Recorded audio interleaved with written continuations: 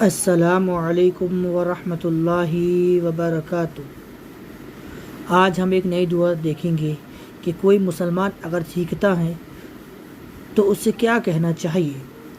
تو جس کو چھینک آتی ہے وہ الحمدللہ کہے، یعنی تمام تعریف اللہ رب العالمین کے لیے ہے، اور چھینک سننے والا کہے یرحمکم اللہ، اللہ تم پر رحم فرمائے، اور پھر چھینکنے والا کہے یہدیکم اللہ یصلح بالکم، اللہ تمہیں ہدایت دے اور تمہارے حالات کو درست فرمائے۔ صحیح بخاری۔